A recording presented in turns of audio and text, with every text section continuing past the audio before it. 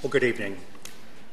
I'm William Myhill, Director of Legal Research and Writing at the Burton Blatt Institute here at Syracuse, and a member of the Humanities, Health, and Disability Studies Working Group of the Central New York Humanities Corridor.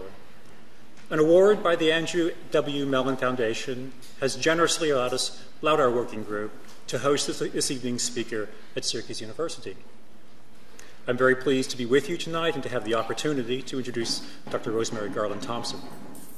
Dr. Garland Thompson is Professor of Women's Studies and English at Emory University. She is an internationally recognized and highly regarded scholar of feminist theory, American literature, and critical disability studies. Her lecture this evening will draw from religious bioethics to illuminate dignity as it pertains to quality of life judgments used in biomedical decision-making for life-ending medical treatments.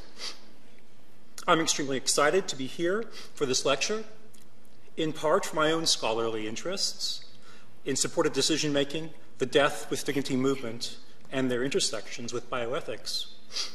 Now, I've been told that the best introductions are the short ones, but I have an awful lot of gratitude to express for us having Dr. Garland Thompson here this evening, as I've come to understand how she is also a beloved person by so many in critical disability studies for her generous human spirit. I must thank the co-sponsors of this evening's events, the SU Humanities Center in the College of Arts and Sciences, the Burton Blatt Institute, the SU Disability Cultural Center, Hendricks Chapel, and the David B. Falk College of Sport and Human Dynamics.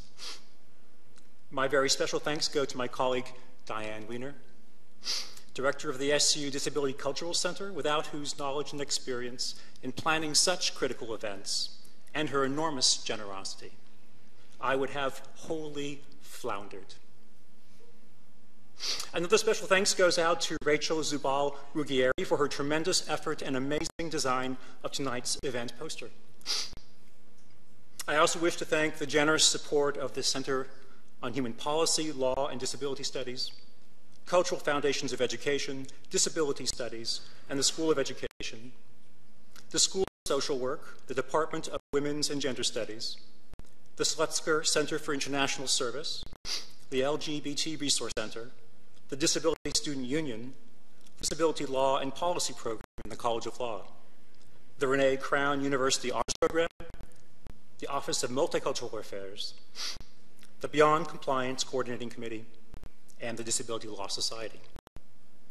Well, thank you, Professor Garland Thompson, for sharing this time with us. Please join me in welcoming Professor Rosemary Garland Thompson. Take this out of your way. Yeah, that's fine.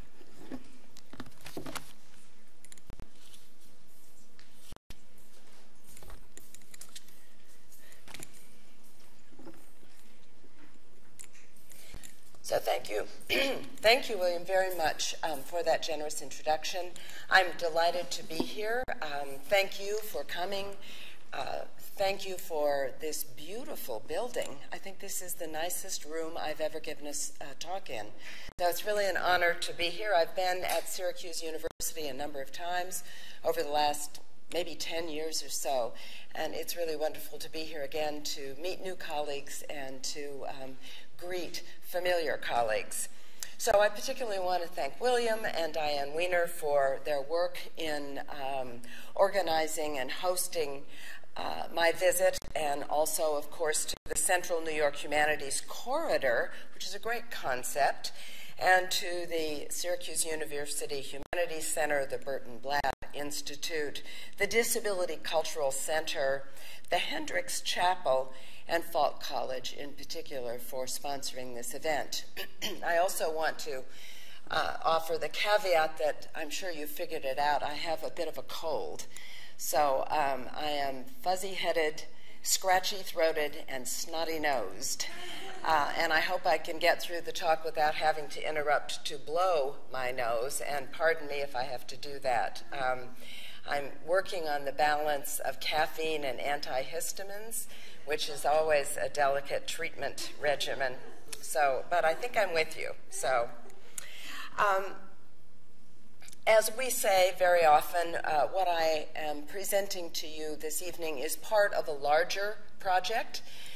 This is the first time that I have presented this hybrid talk, and I'll mention a little bit more about that, to a large audience. So it's rough, but it's also in progress, so I'm hoping that you will both be generous and flexible about that, but also I am very eager to hear whatever comments you have.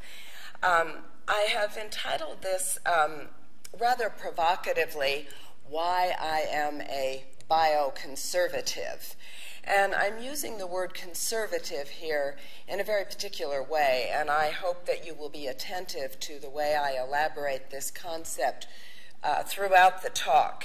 I'm calling this a hybrid presentation because I'm going to read a part of the talk, the first part of it, and then I'm going to talk through the second part of it because, for one thing, it's not written yet, but also because it's very image saturated, and I want to be able to present some of these images and describe them, of course, to you, to give you a sense of the direction that the project is heading. So thank you for indulging me in this sort of unfinished critter here that I'll present to you tonight.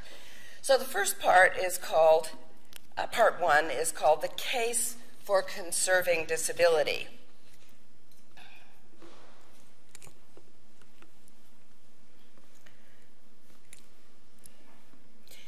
So my own intellectual and ethical project aims most broadly to strengthen the cultural, political, and institutional climate in which people with disabilities can most effectively flourish.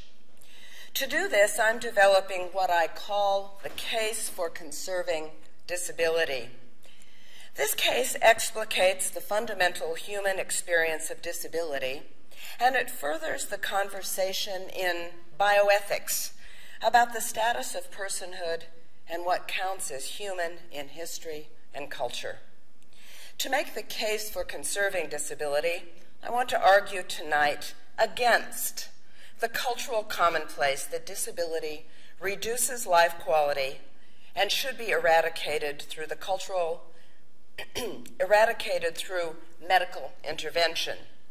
I propose instead that because disability is inherent in the human condition, we should examine what we gain from disability and what we lose when we eliminate disability. I want to argue that we should conserve rather than eliminate disability than from our shared world.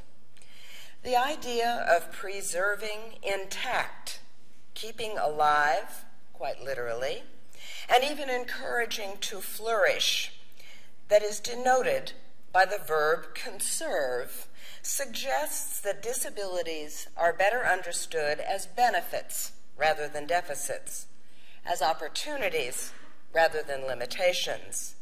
My goal, then, is to bring forward the cultural and material contributions that disability, finitude itself, offers to the self and the world. Now, that's my larger project. Only a small portion of it will I advance to you this evening. So this intellectual and ethical project thus makes, as I suggested, the case for disability, and it mounts a case against the neoliberal eugenic arguments of utilitarian bioethicists such as Peter Singer and others. The bioethical positions that I draw most fully from in order to make my case for conserving disability are the bioethical positions of conservative ethicists such as James Childress, Leon Kass, and Michael Sandel, and I'll talk a little bit more about Michael Sandel later on in the presentation.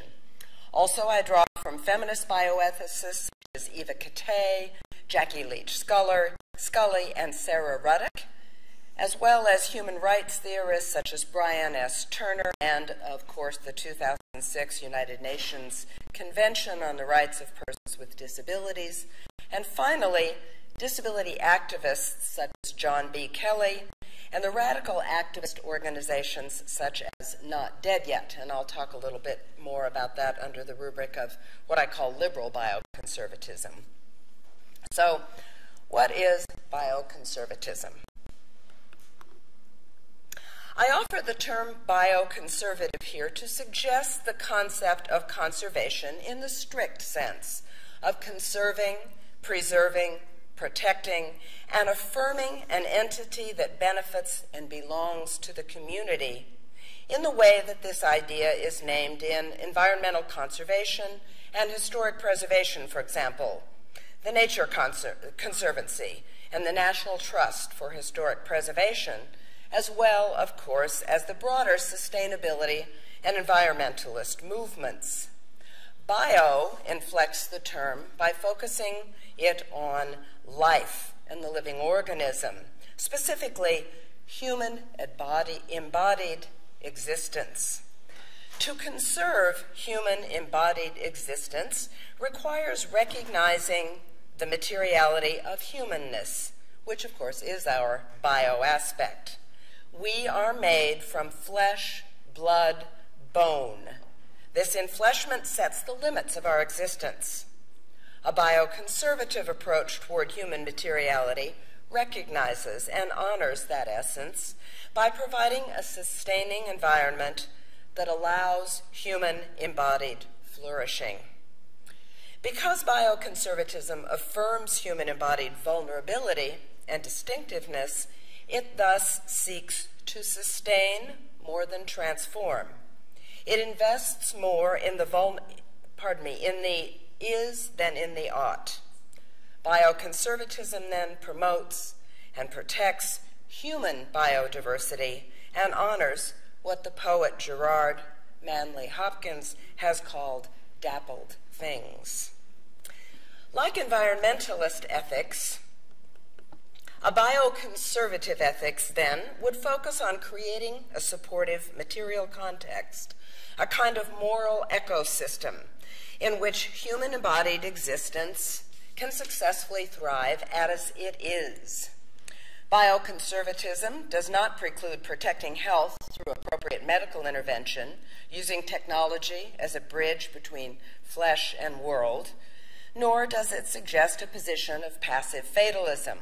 Instead, bioconservatism is, as I offer here, it finds its essence in the concept of active accommodation that is fundamental to the disability rights movement. We change the environment, not the person. We protect rather than regularize. We abide rather than improve. We accommodate rather than eliminate. And I'll come back to that definition at the end. My paper thus offers the term bioconservative to describe my own ethical position as a disability bioethicist.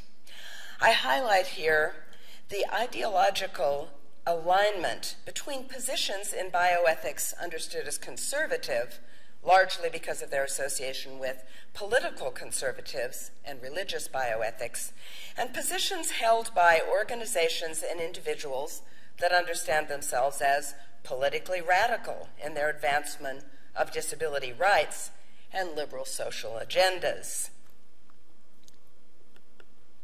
In other words, this paper finds what it can from religious bioethics, which is what I want to focus on here, to explore the ways that principles, logics, guidelines, and rules of religious bioethics can serve effectively in situations excuse me, I think I need to move one more slide. No. There we go.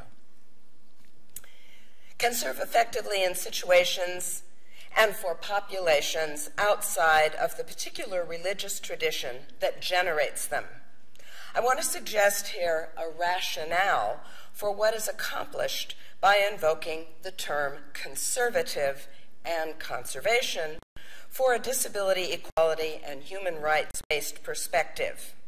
Specifically, I want to explicate the term and the concept of dignity as it pertains to quality of life judgments used in bioethical decision-making for life-ending medical treatments. And I'll return to that point after I talk a little bit about what I understand as bioconservatism in religious bioethics.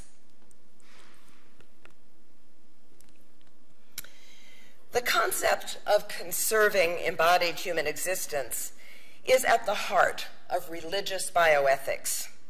Whereas supernatural concepts such as the soul or the afterlife are prominent in some considerations in the Abrahamic religious traditions, and that is the Christian, the Judaic, and the Islamic religious traditions, in case you're not familiar with that term. In religious bioethics, the body is the central concern because bioethical decision-making involves regulating what can and cannot be done to and with the human body.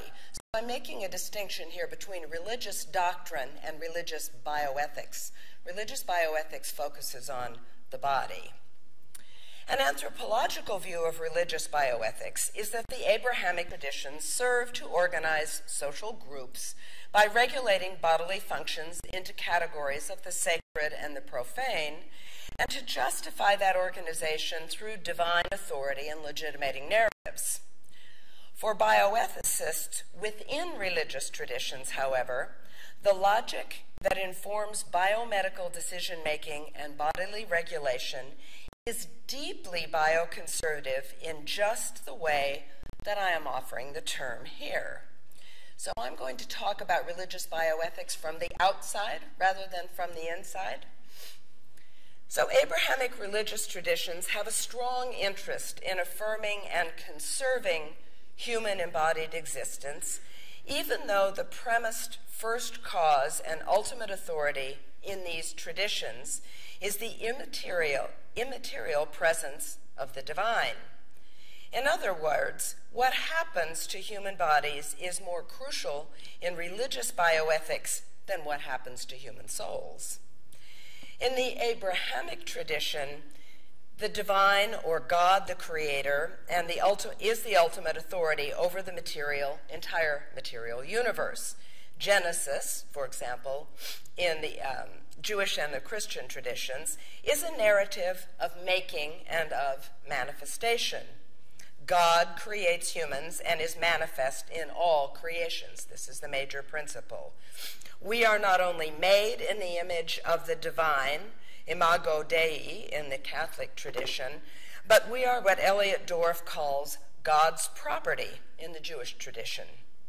That our bodies are not our own to do with as we see fit, but rather they belong to a divine being, God, sets up the major distinction between liberal and religious bioethics, and this is important.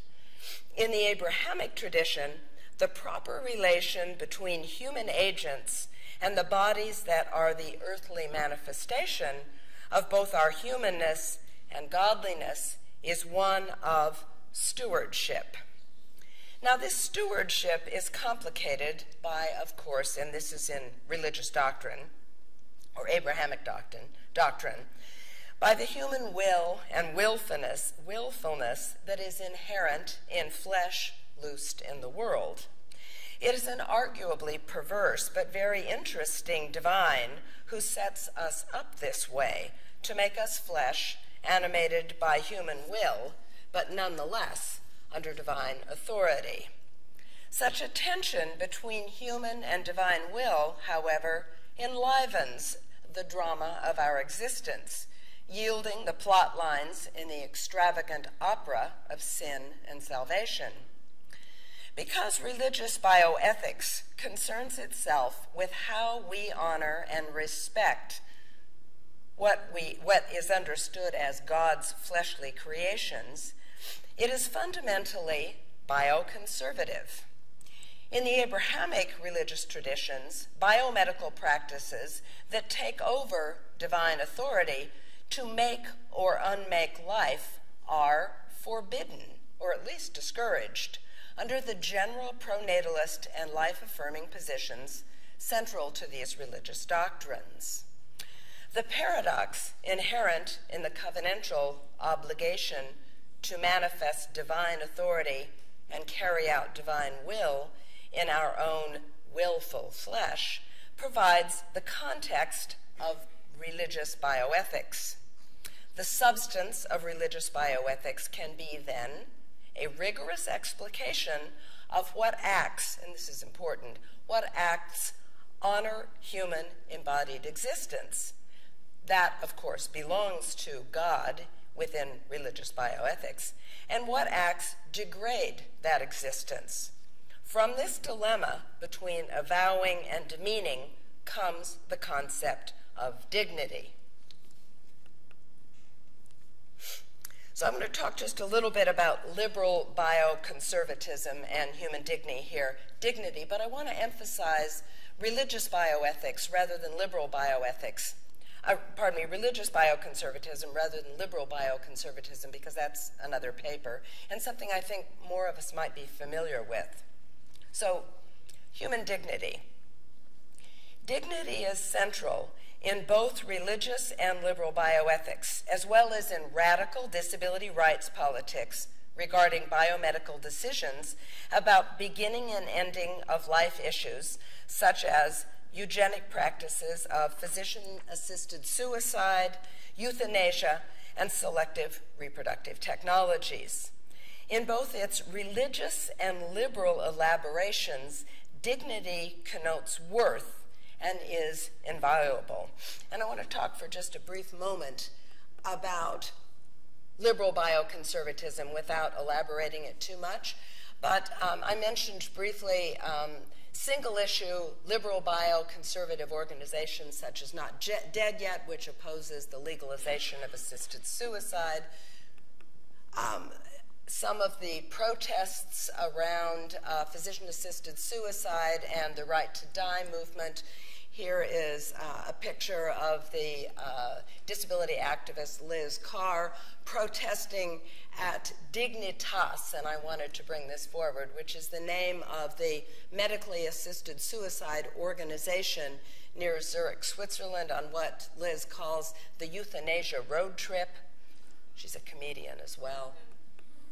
Also, there are important issues coming forward now in liberal bioconservatism, if you will. For example, the Pulitzer Prize-winning book called 5 Days at Memorial by Sherry Fink, which brings forward the investigations of the euthanizing of patients at a New Orleans hospital during Hurricane Katrina.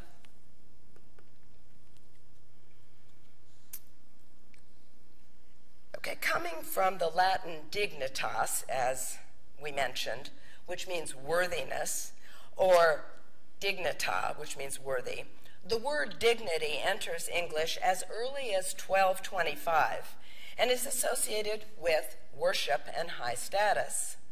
The liberal tradition, drawn from classical and Enlightenment thought, sidelines the divine, even while it follows Western religious logic. Dignity is most robust in the contemporary era as the anchor of human rights. The 1945 United Nations Charter affirms, protects, and promotes, and I quote, fundamental human rights, and, again I quote, the dignity and worth of the human person as the rationale for regulating international militarism and fostering social justice in non-democratic political regimes. In the liberal tradition, dignity seems self-evident, a justification or a first cause not in need of explication. Perpetually invoked in the liberal tradition, the source of dignity remains unexplained. The crucial difference between liberal and religious bioethics is that in religious bioethics, dignity is bestowed not only by the divine, not by humans. Dignity is bestowed only by the divine, not by humans. Dignity is inherent in the truth of the divine singular power to create. So that's the main difference between liberal and religious bioethics, the source of authority for dignity. In Catholic bioethics, The actual word dignity seems to have more purchase than in Jewish bioethics, as a conceptual mooring for what William E. May calls the culture of life. Dignity stands at the conceptual center, for example, of the Catholic Church's formal absolute directives on the conservation of embodied human existence. For example, the Declaration on Euthanasia, promulgated in 1980, forbids any form of killing through commission or omission, taking the strong position that euthanasia is, and I quote, a question of the violation of the divine law, an offense against the dignity of the human person, a crime against life, and an attack on humanity, close quote. It further invokes, and I quote here, the lofty dignity of the human person, close quote, as the central principle reaffirmed in forbidding euthanasia. Judaism is at once life-affirming and pronatalist in spirit, but is more flexible than Catholicism in considering the contexts of biomedical decision-making. Jewish opposition to euthanasia actually may center less firmly on pronatalism, on a culture of life, and more on condemning the mass genocide of the Holocaust. So I want to talk a little bit about dignity in bioconservatism. Let me get my slides lined up here.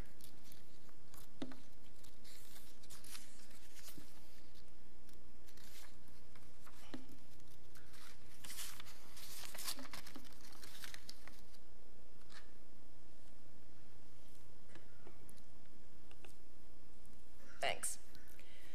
So what is clear about the concept of human dignity is that it is central to biomedical decision-making in both liberal and religious bioconservatism.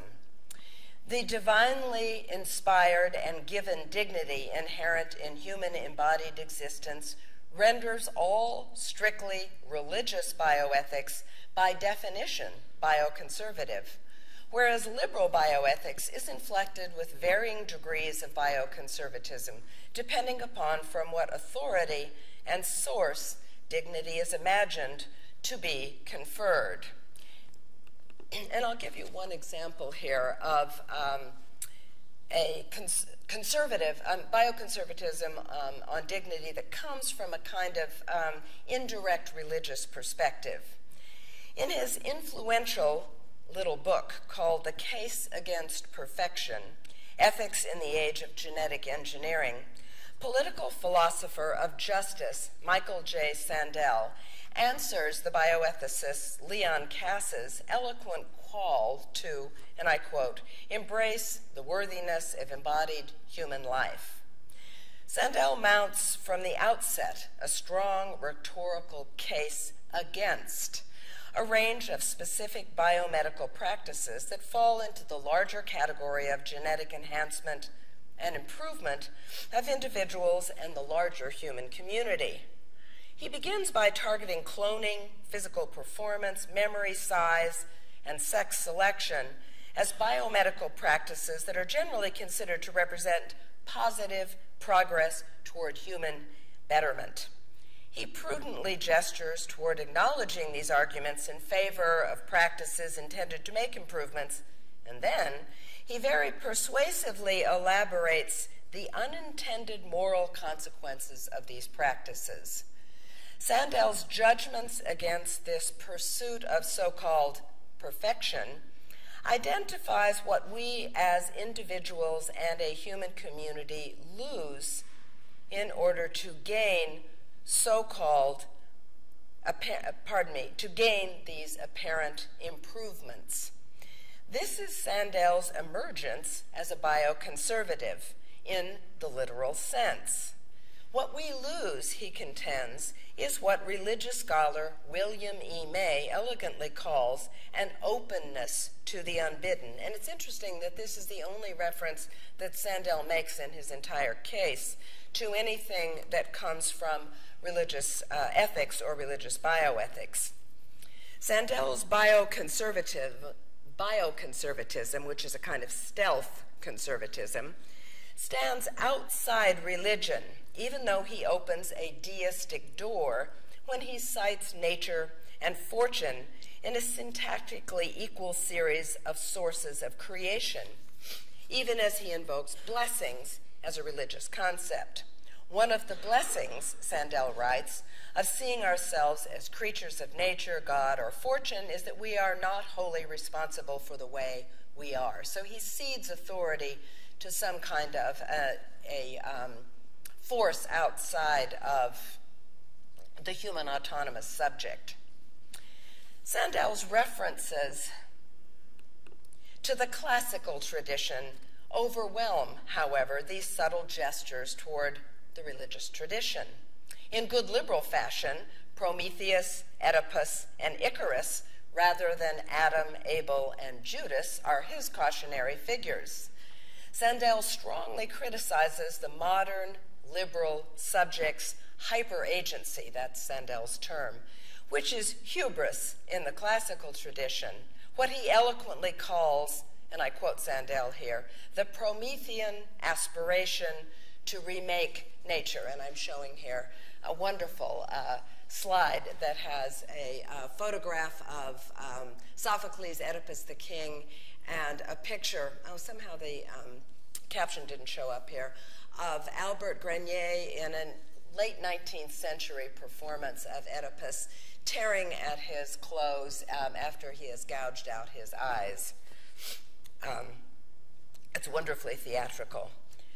In the religious context, what Sandel refers to as hubris is sin, and it's the refusal to submit and obey to the will of the divine.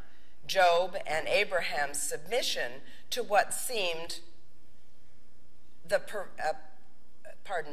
Job and Abraham's submission to what seemed the perverse divine will.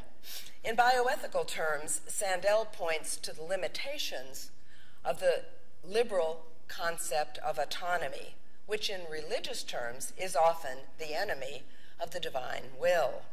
We have a stewardship over our bodies, Sandel suggests. They are not solely ours to control. Sandel finds his critique of hubris, of course, in the modern individual. The mandate of modernity to control the shape of the future by intentional human action in the present that is so characteristic of modernity reduces, according to Sandel, our humanness through encouraging in us the restrictive rigidity and narrowness that comes from the urgency to control outcomes. Sandel sees this hyperagency, and that's exactly what this term means, as the Sophoclean tragic flaw of hubris, Oedipus, as in the arrogant grab to remake nature, including human nature, for our purposes so as to get the children we want. To him, this is frank instrumentalism.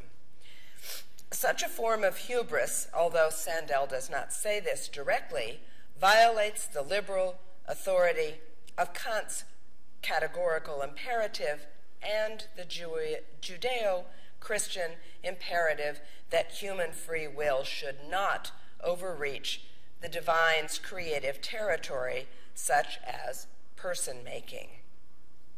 Human autonomy and self-determination have strict limits in religious bioethics. Human agency is in perpetual tension with the will of God. For liberal bioethics, human agency has, however, fewer fences. Indeed, ethics itself is an Enlightenment discourse that must be the modern gatekeeper of human agency and autonomy. Sandel calls for an ethic of giftedness that allows us to appreciate children, and perhaps even our own given characteristics, as gifts that come to us from some source apart from our own will and control, and that learning to accept these gifts rather than to remake them according to our own will and perspective is an opportunity for human ethical development. By calling for flexibility and openness to forces outside of our will as a form of creative dialectical engagement with the world, Sandel opposes the liberal position that we should be able to exercise full agency and self-determination in making free choices to maximize our own happiness. With this sleight of hand reference to May's embrace of giftedness that I mentioned, and with no account of the source of that gift, Sandel draws on fundamentally religious logics dressed in Enlightenment classical references to make what, to my mind, is a compelling, indirect bioconservative argument. Although the word dignity never appears in Sandel's case against perfection, human dignity is not based for Sandel, I conclude, in a robust human autonomous will, but rather in the disposition of acceptance often associated with religious traditions.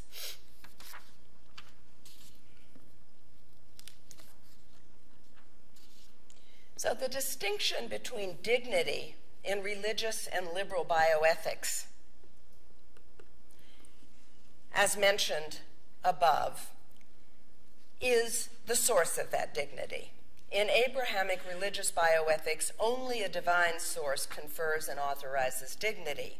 Human autonomy in the religious traditions is the exercise of our will over our bodies and minds to enact the sacred and the profane, or to carry out sin and redemption. In contrast, liberal bioethics has dethroned divine authority and premised humans as the owners of our own bodies. Liberal or religious autonomy, then, is the capacity for reason and choice, expressed in exercising will over one's own body. Abstract human dignity is inherent in both traditions, but in religious and liberal traditions, how dignity is displayed and recognized is critical in biomedical decision-making. So I want to talk for the rest of my few moments here with you, informally, not from script, about religious ritual practices that can be understood in the broadest sense as acts that witness the inherent dignity of our embodied existence. So I want to put forward an argument, this is the part that is not as prepared as I would like, that religious allusions to the Abrahamic rituals of ablution, and I'll talk more about that, can serve as witnesses to human dignity in liberal bioethics. The ritual enactment of inherent dignity that ablution practices display when referenced in non-religious cultural representation can counter, I want to suggest here, the logic of quality of life judgments in liberal bioethical decision-making. This transference of meaning-making through visual and narrative illusion has the potential to extend religious bioethics into liberal context, breaching, I want to suggest, the barrier between audiences within and outside of religious communities. So I'm going to conclude here with a very brief, close reading of how non-religious visual and textual images of ablution, which is ritual washing, if you're not familiar with that term. In Jean-Dominique Bauby's 1997 memoir called The Diving Bell and the Butterfly, and Julian Schnabel's 2007 film based on the book, witness or make recognizable human dignity to an audience beyond a religious community of faith. And I'm going to focus here and share with you some visual and textual images of ablution and do a very brief, close reading of some passages from the text. So let me suggest here a couple of premises about dignity. So dignity in religious bioethics is an exchange. It's a transaction. It's a relationship between humans and the divine. Ablution, or ritual washing, is a religious and it's a cultural practice that affirms dignity. It can't confer dignity because dignity is only conferred by the divine, but it can affirm dignity. So this is an important contrast. So ritual washing in the religious context has a long and rich history as a practice. So we have Eucharistic ritual washing, we have baptismal baptismal washing in the Christian tradition. We have feet and hand washing in the Abrahamic tradition. This is particularly strong in all three traditions. Preparation of the dead, washing, and toileting rituals, which are ritual washings as well. And I'll share with you some of the imagery of ritual washing throughout Western culture here. So, for example, here we have a painting of the baptism of Christ, which is a ritual washing practice. Here is John the Baptist in Piero della Francesca's baptism of Christ, pouring water over the head of Christ. And this is one form of ritual washing that is characteristic in the Christian tradition. We have the washing of Christ washing the feet of the disciples from Giotto here in 1305.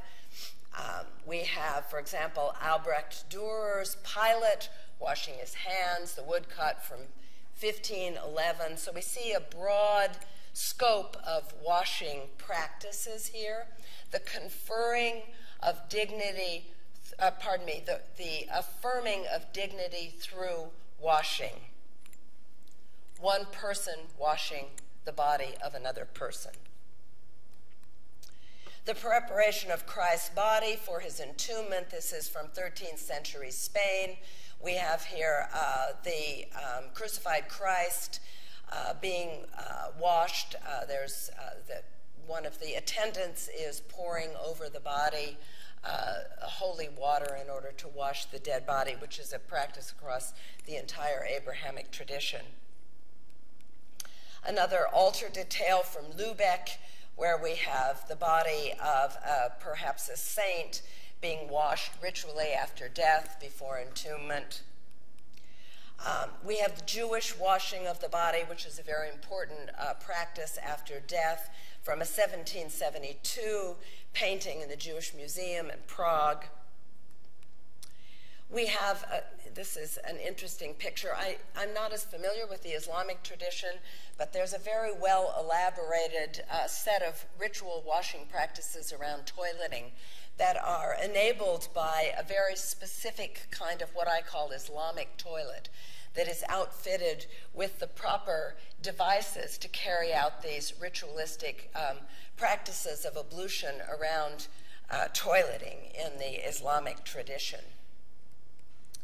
So the diving bell and the butterfly, many of you may be familiar with this. It's a memoir, an autobiography, a very slim text written by Jean-Dominique Bauby in 1997. It's subtitled A Memoir of Life in Death. And Bauby had what is called very vividly locked-in syndrome. It's a form of paralysis in which the higher brain functions are intact, but the lower brain functions have been paralyzed by some sort of injurious event, so that the body is entirely paralyzed, but the mind and consciousness are still very vividly present. And very often the only part of the body that still is under the control of the subject is the eyes. And for Jean-Dominique Bauby, one of his eyes was sewn shut, the other eye was open, and he had control over his eye. And as some of you may know, he dictated this entire autobiography one letter at a time by blinking when the alphabet was recited to him at the point where the letter that he needed came up. And so this mutuality of narrative production is actually a very disability-oriented form of narrative production, but we can talk a little bit about that later. So I want to talk a little bit for the remaining time about incontinence and dignity. And so I'll bring you back to John B. Kelly, who is a regional director for the single advocacy organization Not Dead Yet. And John B. Kelly has written a great deal about incontinence as the anchor to what is understood in contemporary liberal thought as the anchor of indignity. So I'm showing a image here of adult diapers, and if anyone has ever spent 1 minute on the aisle in Target to look at the distribution of the kind of diapers that we have, you realize that diapers are worn at every stage of life, regardless of what we think about that. So I'm going to give you a few quotes from John Kelly's writing in an article he wrote in the Ragged Edge called Incontinence that gives you some sort of an idea of the relationship between incontinence and dignity and the way that incontinence has come to stand, as I said, for the anchor, to stand in for indignity and the loss of dignity in much of the discourse around such things as the right to die and physician-assisted suicide and other forms of life-ending biomedical practice. So to quote John Kelly, he says, in 1983, surgery was withheld from the famous New York newborn baby Jane Doe because, as the father said, and I quote here from what the father said in John B. Kelly's article, we were told she would have no control over her bladder or rectal functions. Again, Kelly says, more than half of the people in Oregon are reported as turning to suicide because of loss of control of bodily functions. In other words, incontinence that they could not clean up themselves. Last year, 57% of suicides were reported as turning to suicide because of the burden of family and caregivers. So the narrative here, of course, is basically, I want to die when I am in diapers, which is something we actually frequently hear.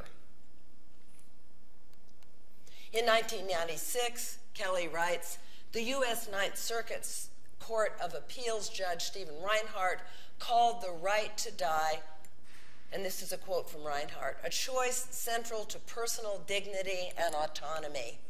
A competent, terminally ill adult has a strong liberty interest in choosing a dignified and humane death rather than being reduced at the end of his existence to a childlike state of helplessness, diapered, sedated, incontinent. So we see the move from dignified and humane to childlike, helpless, diapered, sedated, incontinent is made rather quickly in this logic. So I want to turn to the diving bell and the butterfly here in conclusion to share with you a few quotes and a few images that I think are really suggestive and make the move that I wanted to bring forward about how religious iconography, when presented in a non-religious or a secular context, might carry important meanings that have a residue in the religious traditions that inform, of course, Enlightenment understandings of liberal understandings of human dignity. So in The Diving Bell and the Butterfly, if any of you have seen the film, it's a very interesting film. Part of the film is literally from the perspective, the actual point of view of the subject, Bao Bi, through his single eye. In fact, at the beginning of the film, if any of you have seen it, it's one of the most arresting scenes, I think, in all film. We see his eye being sewn shut from the inside as if it's our eye. And then we see very much of the action in the film through his other eye, the one eye that he uses to have a relationship with the world, including his narrative relationship with the world. But we also see many scenes in which he is being washed. And here's one scene in which he says, under my arms, he's being washed. And I have a, he's being washed, he says, like a big baby. And this is really an interesting scene. One can hardly tell exactly what we're seeing here. It's kind of a hairy bit of his body that's being washed because he's looking at this. It's really an interesting scene, and if I had trusted video a little bit more, we'd see it, but I don't trust it for a minute. Anyway, so I'm going to read you a couple of quotes from the actual autobiography. So, Bao-Bi writes, "I can find it amusing," he says, "in my 45th year to be cleaned up and turned over, to have my bottom wiped and swaddled like a newborn's in diapers. I even derive," he says, "a guilty pleasure from this total lapse into infancy." A guilty pleasure. "But the next day, the same procedure seems to me unbearably sad, and a tear rolls down through the lather that a nurse's aid spreads over my cheeks." And we see here this move from pleasure to sadness, and we may think, well, this is because, of course, that he's not able to do these tasks himself autonomously, but someone else is doing these tasks for him. And then we get the suggestion a little bit further on that the reason for his sadness is that he has been in the practice before his stroke of shaving his father, who is aging, and that he is no longer able to perform this act of body care, this act of ablution, if you will, on his father, because, not only because he has become paralyzed, but because his father cannot come and visit him, because his father lives in an inaccessible fourth floor walk-up in France. So what he's doing is missing not just his act of body care toward his father, but rather his father himself, who can no longer come to visit because of an inaccessible environment. So it's a really interesting complication of this sadness of mutual, in relation to mutual body care.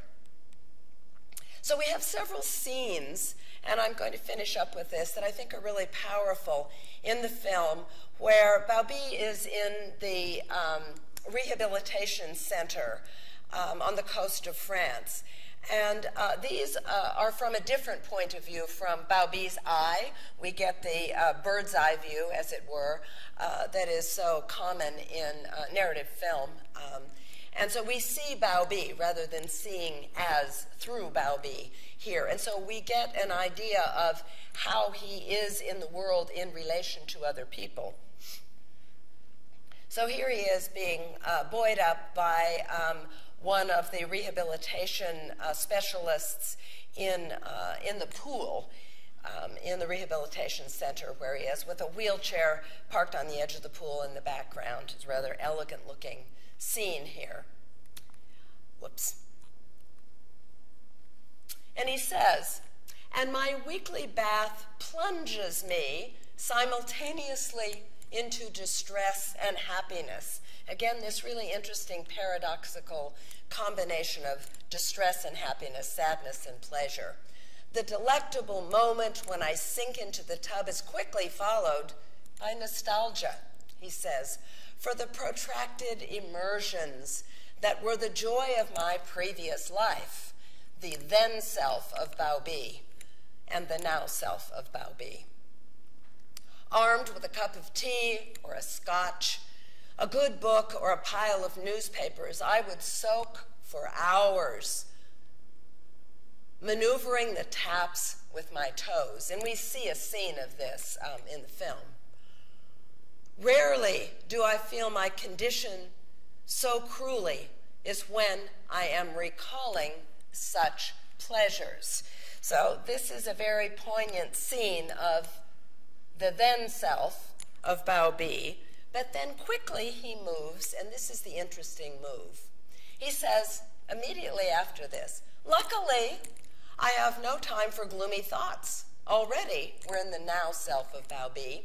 They are wheeling me back, shivering, to my room, on a gurney as comfortable as a bed of nails." He doesn't romanticize this.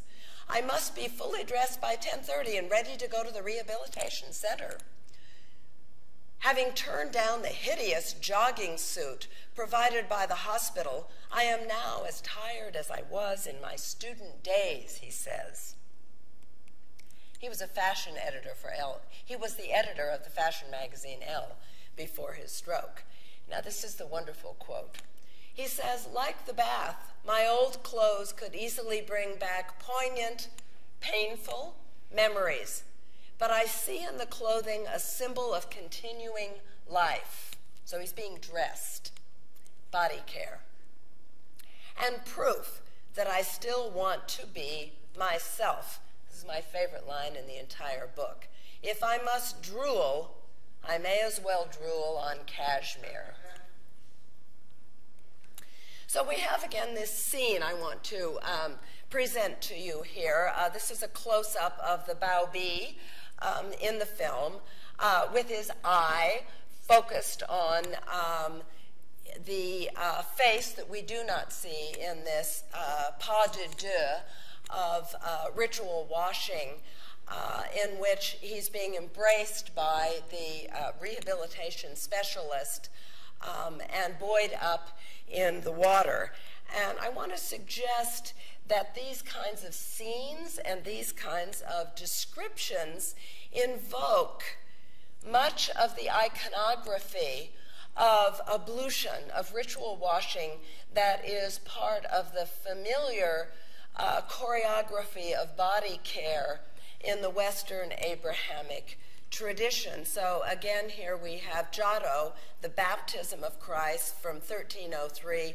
We have John the Baptist in a full immersion scene here, blessing Christ and blessing Jesus with an angel above and saints and around him.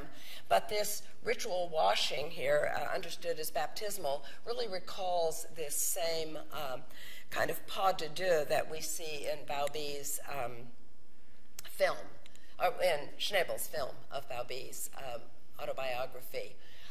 There is an entire genre of really well-known photography. So this is a kind of choreography that is repeated over and over again in well-known artistic photography. This is a scene, a picture that Mary Ellen Mark, the American photographer, took, which is in Reykjavik, Iceland, of a woman who is embracing in a sort of full body wash a young woman, a young girl with developmental disabilities, with the same kind of ritual baptismal embrace that we see in the paintings as well as in the scenes from The Diving Bell and the Butterfly. This very famous 1972 photograph of a mother embracing again in a scene of ritual washing, ritual bathing, baptismal immersion, if you will, her disabled daughter in Japan.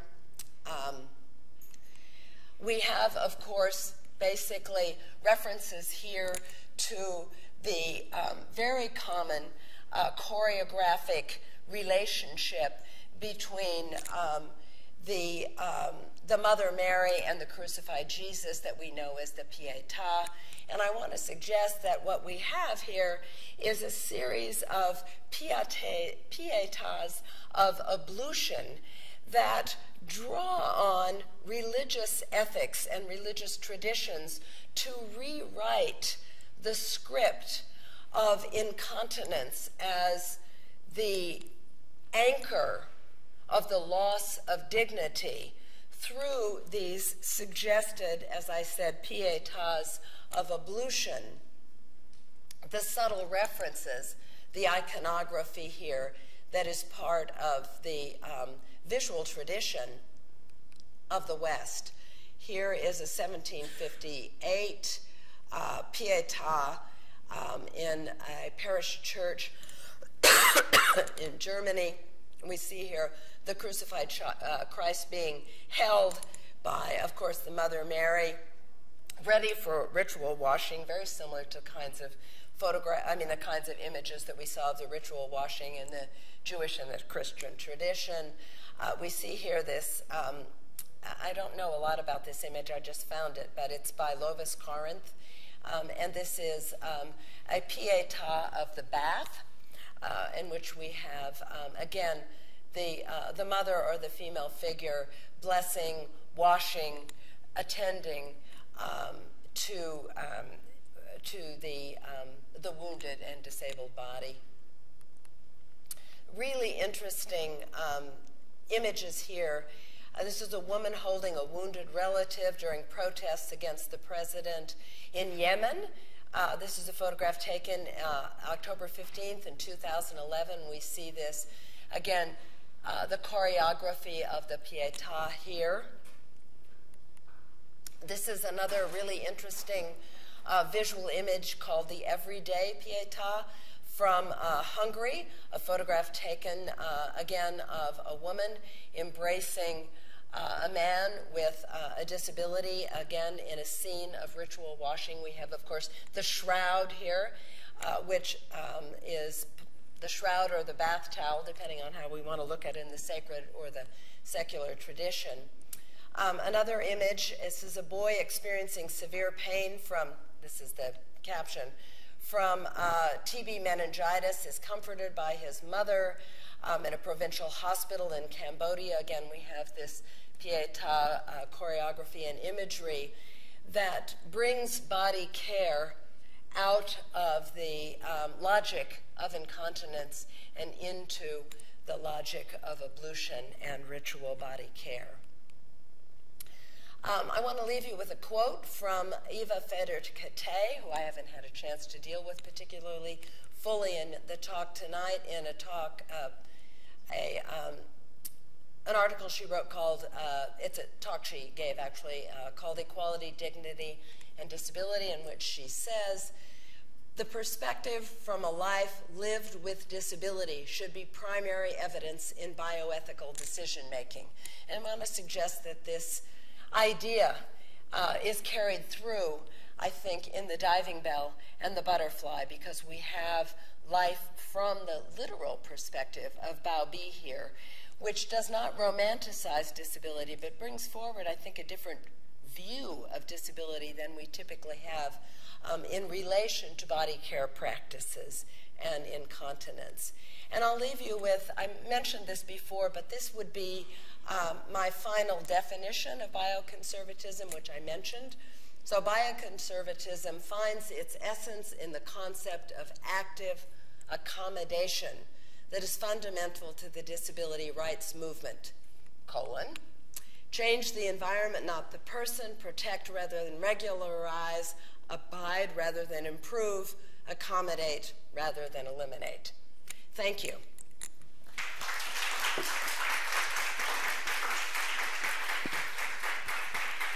I fear I've gone a bit long. I would be happy to have questions, comments. You're welcome to stay a little longer, but if people have to go, I want to certainly encourage that. I'd be happy to moderate the questions. Please, do we have a mic for, okay, thank you. There's someone in the back.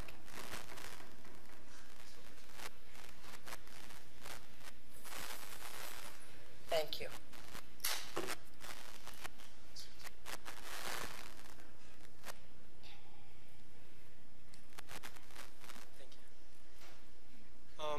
First, I would like to thank you for this wonderful presentation, and actually I have one comment and one question.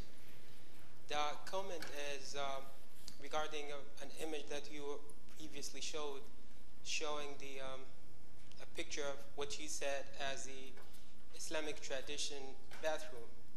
Now, I've been in Saudi Arabia before, and that it's actually, this is not an Islamic bathroom at all. And this trend of relating traditions to religions is really making me sad. That's the first thing. The second thing is, when I came here, I was really shocked about this massive attack towards religion, and I would like to understand if you blame religions for this current situations. Thank you. I'm sorry, what kind of I didn't really understand your question. Massive attack against religion? Yeah, I mean... You mean, that's your interpretation? Yeah, that's what I understood, that you're blaming religions for these conditions right now. Oh, not at all.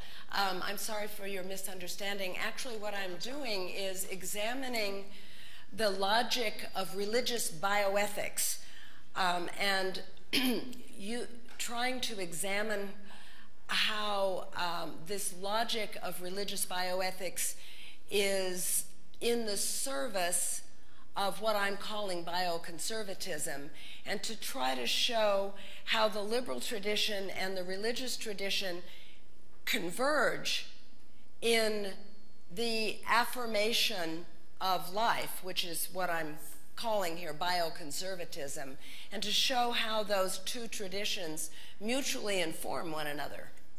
Oh, thank you so much. Sorry for the misunderstanding.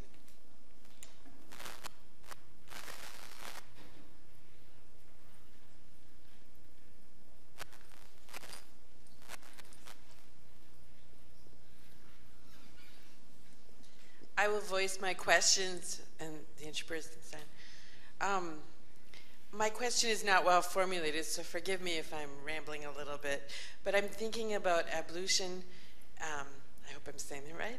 I'm thinking about ablution and things that medical professionals do that look like ablution, or are in the name of caring for the patient, but may not feel that way to the patients themselves. For example, I thought of several examples. Like one would be the like iodine being spread or alcohol being spread before procedures, the hand washing, or sanitizers now for professionals. But the other one I thought of was the current pictures coming out of Africa with Ebola, of professionals washing themselves with sprays of disinfectant and so on. And I just wondered if you had any thoughts about how that might connect with, or not connect, with ablution. And for me, I think it relates back to that separation between illness and disability. But I would love to hear what you think about those, because those are rituals, but how they're perceived and how they're done in the spirit they're done may not match up with what you would call ablution. No, that's really interesting. So the question is about, if I can rephrase what you might have said,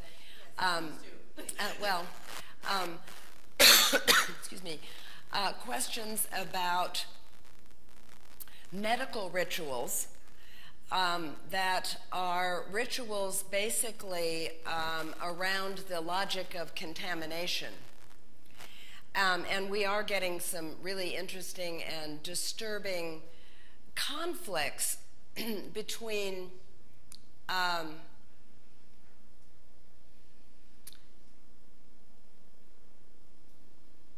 let me say the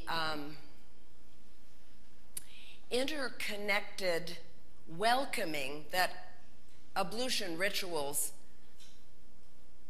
actually perform, and that contradictory relationship, which we have seen a lot in culture, of exclusion and separation based on the logic of contamination. So they are contradictory because both logics, I mean, this is really an interesting question, and I've not thought about it, but they are contradictory logics, the logic of contamination and the logic of bodily care through ablution, for sure. And what I would not want to do, of course, in offering these images, is to say that either religious practices, religious ideologies, medical practices, or medical ideologies are in and of themselves liberatory for what we might think of as disability social justice. But I think that they have potential to structure different kinds of stories and different kinds of readings that might be progressive in that way. But certainly there are contradictions, I think, within all of these practices. And I mean, one of the major contradictions is that the practices of ritual washing of the dead, of course, in some communities was understood as according to the logic of contamination in the situation with Ebola, which is a direct conflict between, as I am calling it here, the logic of ablution and the logic of contamination.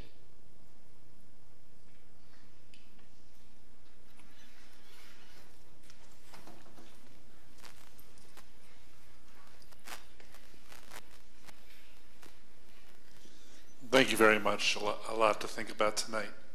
And again, not a very well-formed question or observation, but I wonder about the liberal distancing from these acts, having maybe something from acts of washing and bodily care, maybe having something to do with those acts in a religious context having a real poignancy, right? And even an ennobling of the other, of the caregiver, right? I mean, part of what I gather, for example, in the judge's opinion, is the move from what is a daily act of just habit into the realm of some kind of poignancy. Don't want that, right? In my religious tradition, not every meal is a Seder, right? In a Catholic tradition, not every cookie is a wafer, right? Not every sip of juice is, has that poignancy to it. And I wonder if that has something to do with why there would appear to be such a disjuncture between acts that are the same motions. Right? That's really interesting. I've never thought about that before. So are you suggesting that